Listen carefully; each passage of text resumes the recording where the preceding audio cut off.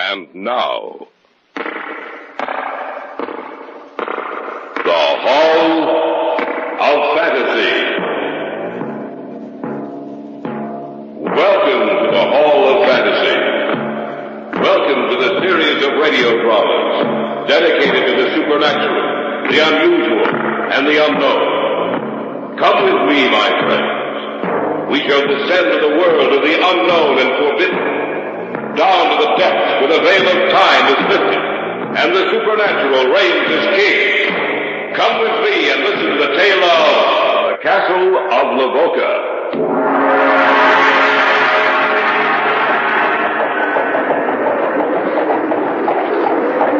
One night, shortly after sunset in the dead of winter, they say a carriage drove through here.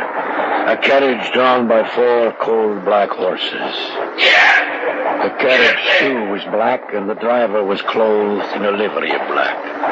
He whipped the horses and drove them as if his life depended on it. Get up, man! Get up! No one saw who rode inside the carriage, but on its heels there ran a pack of snarling, howling wolves. He said that Drago, Baron of Lavaca, was going to make a pact with Satan himself.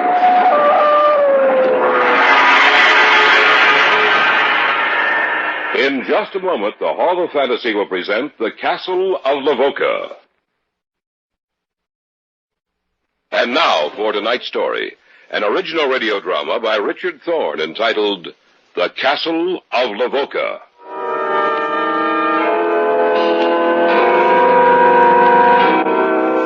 We were on vacation in Europe. It was a warm summer's day. Doris and I had cycled out from town, intending to find some inn along the way at which we'd spend the night.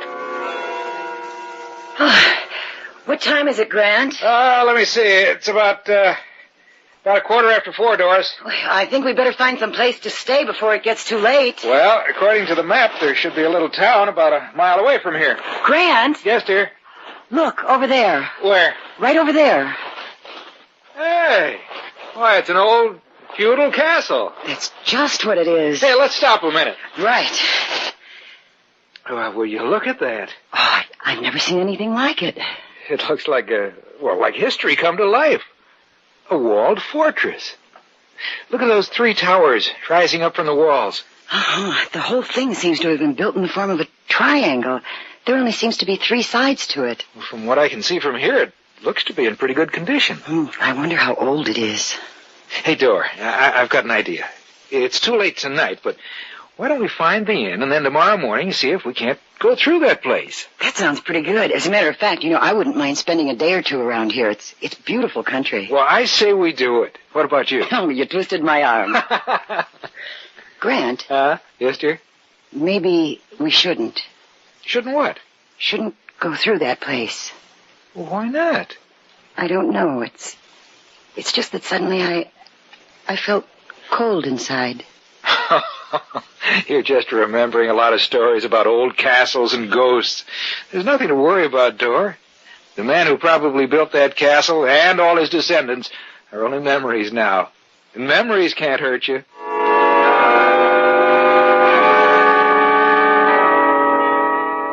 When we had first sighted the castle, I was quite surprised, because there was no indication of its existence on the map I carried. And what Doris had felt, I had felt also. When I first looked upon it, I felt, as she had said, cold inside. What it was, I didn't know. But that feeling had passed, and the only feeling I had was one of enthusiasm for the adventure that was to come the following day. About a mile from the castle, we found the town indicated on the map, a little place called Lavaca. It was no more than a village with a population of a few hundred. The inn was on the other side of the town, and as we pedaled through, the townspeople looked at us curiously. It took us only a few minutes to reach the inn and to enter it. A tall, dark man sat at a table, and he looked up as we passed him. Then he turned away again, obviously lost in thought. We were in a large room full of tables. There was no such thing as a reception desk, save for the bar at one side of the room, which served a double purpose, a bar and a registration desk. A large man with pounds of extra flesh stood behind it. Are you the proprietor? Huh? Do you understand English? I do. I was afraid... But I wouldn't. It happens that I do. Well, we'd like a room for 2 or 3 days. I hope you have something. All of my rooms are empty save one. It is occupied by the man you passed on your way in. I will be able to accommodate you. You are American? Well, yes, that's right. I'm surprised to see you with the world so close to war. Well, we won't be in this one. Perhaps. I do not have many visitors these days. The hospitality of my inn is offered to you. If I may be of service to you while you are here, please let me know. As a matter of fact, you can. In what way? Well, we passed an old castle on our way here. Do you think it'd be possible for us to... You must mean Lavaca Castle. Why, don't know its name. It's laid out in the form of a triangle. Yes. Yes, I know the castle. It has a particular significance to the people of this area. Well, can you tell us anything about it? Later. After you've had the evening meal, you shall hear of it. Come. I shall show you to your room.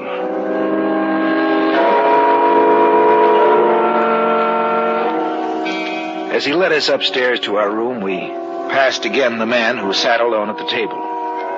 He was staring at us and made no attempt to hide the fact. As we went up the stairs to the second floor, I wondered why the innkeeper had seemed so afraid when I mentioned the castle. I had no time for further speculation, however, at least for the next hour. Our time was spent in cleaning up, and Doris kept talking of other things. Well, I'm ready to go back downstairs, Grant. What about you? Hey, look at the sunset, Doris. Oh, it's a beautiful sight, Grant. Grant? Yes? Look where I'm pointing to. Isn't that Lavaca Castle? Yes, it is. It stands out so in the sunset that it seems to be on fire. Grant, did you watch the innkeeper's face when you asked him about the castle? He seemed surprised. I wouldn't call it that. I'd call it frightened. Perhaps you're right. And perhaps we should forget about seeing that castle tomorrow. Perhaps we should start back. Well, we'll see.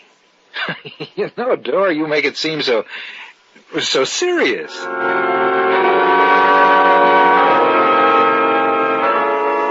We stood there by the window, looking out at the medieval structure that stood there at the base of the mountains.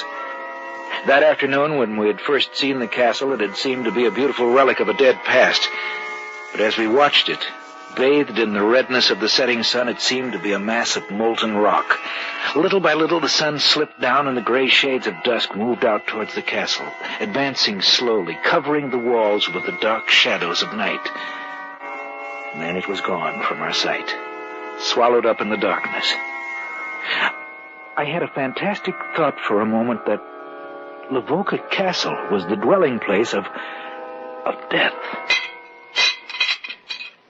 Well, the meal was excellent, and we were both quite hungry. At length, well, it was over, and our host walked over to us. Some brandy, perhaps? Not for me. You? Or perhaps later, not now. If you do not mind, I shall join you. Yes, of course. You say you wish to know about Lavaca Castle. Would you object to another at this table? I mean, another besides myself. Well, no, of course not. Marek? Yes? Marek, come here. What do you want? They desire to know of Lavaca Castle. There are strangers here? Yes, you must have seen us come in this afternoon. You were sitting right over there at that table. Oh, yes, I remember. Please, sit down, won't you? Thank you. Yes, I know of the castle. Perhaps more than anyone. Well, we'd like to learn some of its history. I will tell you the story. Then we shall see whether you are still interested in Lavaca Castle. The castle was built centuries ago, sometime in the late 1600s. It was built by Drago, the first and only Baron of Lavaca, a man renowned for his cruelty and his prowess in the arts of war.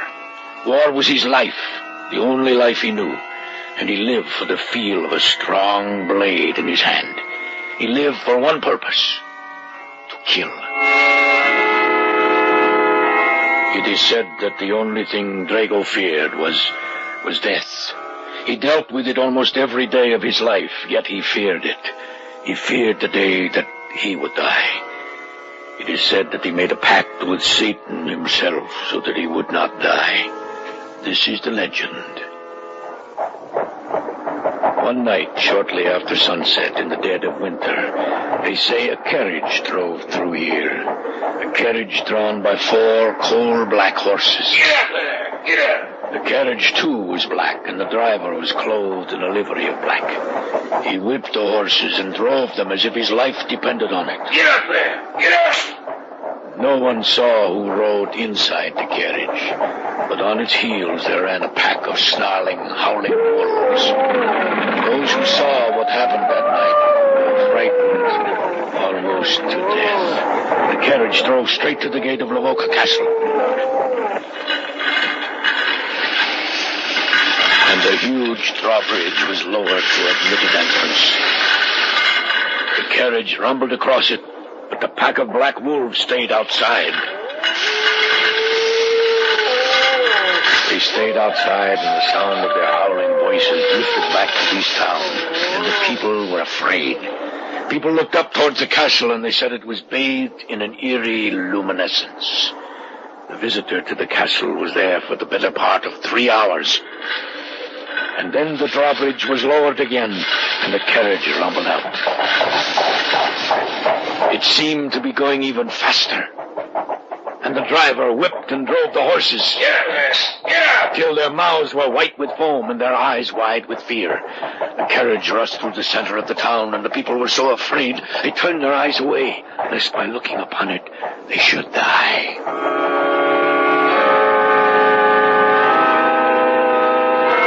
Those who said they heard the sound of a crying baby coming from inside the carriage, but they thought they were mistaken.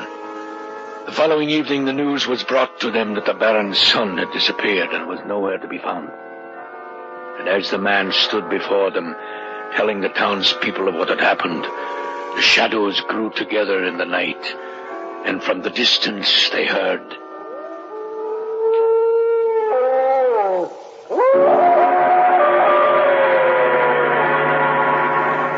You are listening to the tale of the Castle of Lavaca on tonight's journey down the corridors of the Hall of Fantasy. We'll return to our story in just a moment. And now back to tonight's story, entitled The Castle of Lavaca. We sat there around the large oak table and listened to a story so fantastic it defied description. There were 4 of us in that room, the innkeeper, Doris, and myself, and Mark, the storyteller. He continued with his story. The shadows grew together in the night, and from the distance they heard the howling cry of a wolf. The face of the Baron's servant blanched with fear, and he turned and made his way back to the castle. He never reached it alive. Well, of course, this is nothing but legend. Isn't that right? It is legend, yes, but it is also truth. But it can... What Marek says is true. I would stake my life on it. Let him go on with the story. I'd like a little brandy first. I thought perhaps you might. For you? Thank you, no.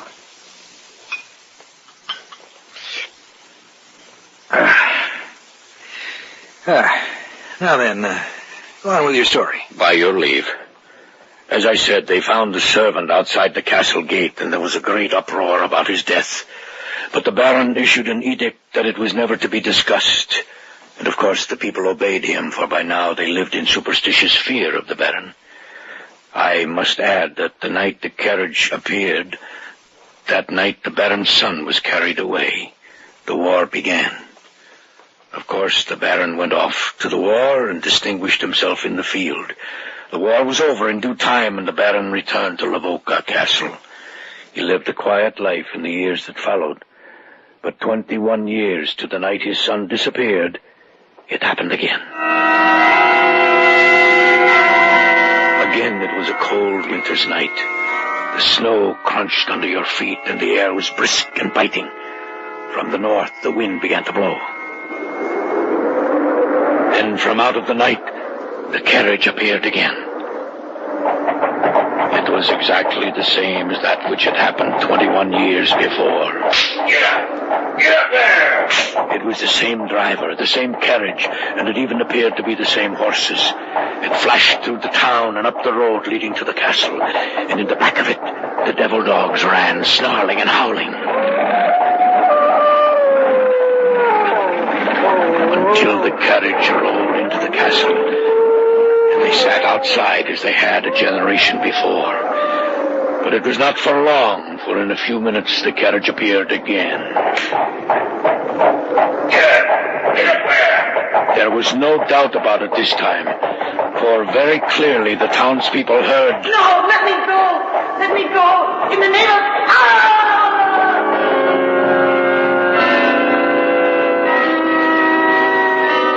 And in another moment the carriage was gone.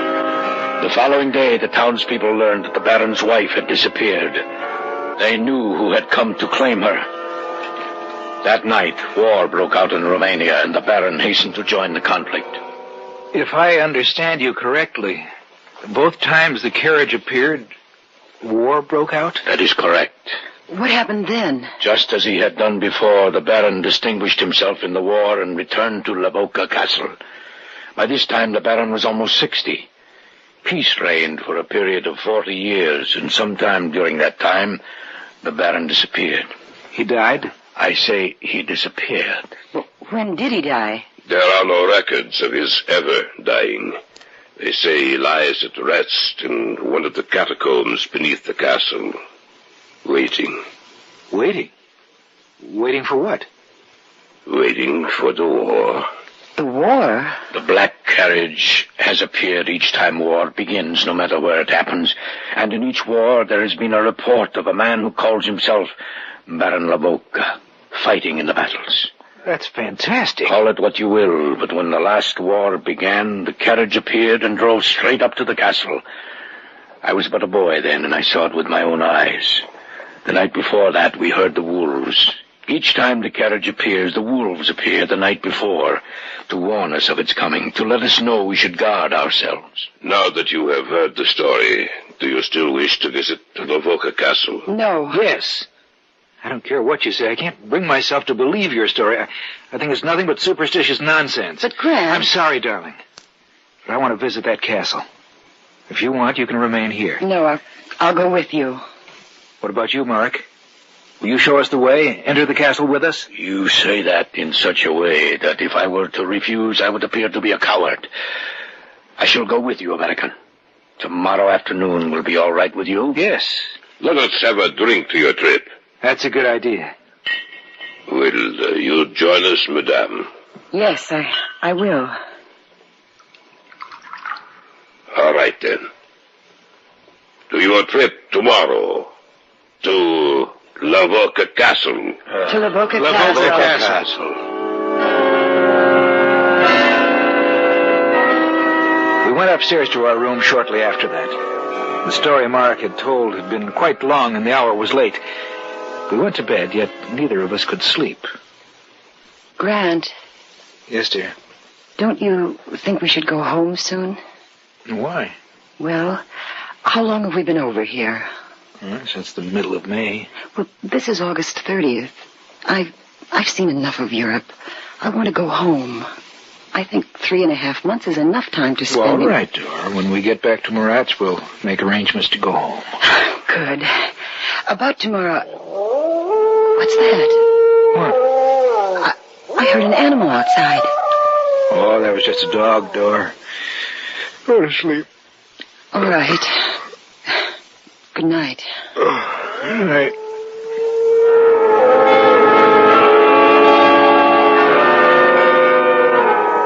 It was the following afternoon. For some reason, we hadn't been able to get started until late in the afternoon. It was after 3 o'clock when we started out. We discarded our bicycles in favor of horses, which Mark had been able to procure for us. The trip up to Lavaca Castle was uneventful, and within an hour we stood at the edge of the drawbridge, looking into the courtyard. Shall we go across? Of course. It doesn't show any signs of age. It has been perfectly preserved. I'll take you on a tour of the inside. We can leave the horses here. I'll give you a hand, Doris. That's all right, Grant. I can manage. All right. Now, just follow me. Marek led across the courtyard and into the gray building. The huge wooden doors were slightly ajar at the entrance, and with an effort, Marek pushed them open and led us inside. We were in a huge hall, which must have served as both a reception hall and a dining place. From there, he led us into the Baron's chambers, his wife's, which formed two sides of the massive triangle. Members of the retinue must have occupied the third side of the triangle. We visited each of the three towers which looked out across the countryside, giving a clear view of anything approaching. And then Marek led us down into the cells beneath the castle. Coming finally to another stairway, he turned to me. This leads down into the catacombs. Well, let's go down and take a look at them. Perhaps we'd... Oh, nonsense, Dor. We both have flashlights. I see you brought a gun, Marek. Nothing could hurt us. Let's go. All right. Oh, it seems colder down here. Yes, it does. I shall show you where they say the Dago is sleeping. What time is it, Grant? Well, it's 7:30. Yes, we have been in the castle for several hours. We have been down here in the lower sections where there is no light for over an hour. I shall show you the Baron's resting place, and then we shall return to the inn. This is the chamber where he sleeps. Oh, Grant, there is someone in here. But this isn't a joke, is it, Marek? I have never been down here before. It is no joke, as you call it. I want to have a look at him. No, Grant, don't. I can't believe it. This man seems to be sleeping, yet he's not breathing. Let's get out of here, Grant. All right. I've been nervous ever since I heard that dog last night. You say you heard a dog? Yes. There are no dogs in this area. No animal will come within miles of the town and castle. The animals fear it. That was no dog you heard last night. You mean? We have no time to lose. We must get out of here. Follow me. Yes. It was the warning you heard. I knew we shouldn't have come. Don't worry, Dor. We'll get out of this. I wish I felt that sure. The horses are out in the courtyard. It won't be long now. The horses are on the other side. They're gone. What are we going to do? Be quiet.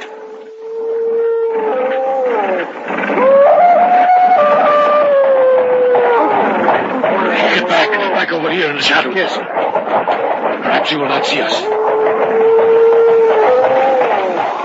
Grant, the drive... Be quiet. What's that?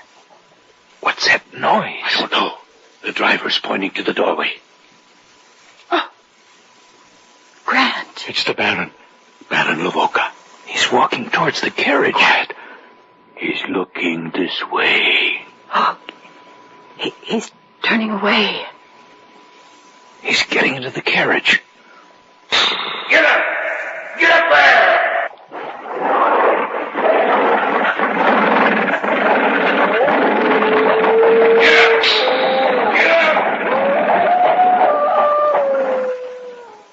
Before our eyes, the carriage wheeled around the courtyard, and then thundered across the drawbridge and out into the night, followed by the snarling wolves.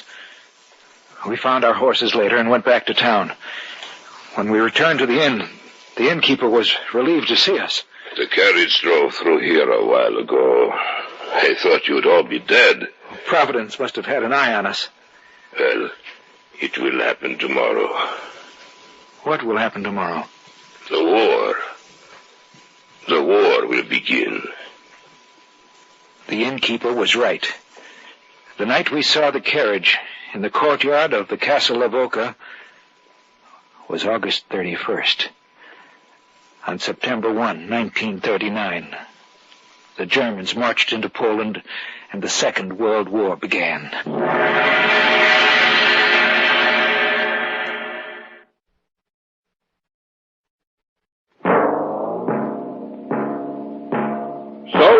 tonight's tale of the unusual, the terrifying, the unknown. Join us again when next we journey down the corridors of the Hall of Fantasy to hear another strange tale of the supernatural. All characters and events portrayed in these programs are fictional, and any similarity to actual events or persons, living or dead, is purely coincidental.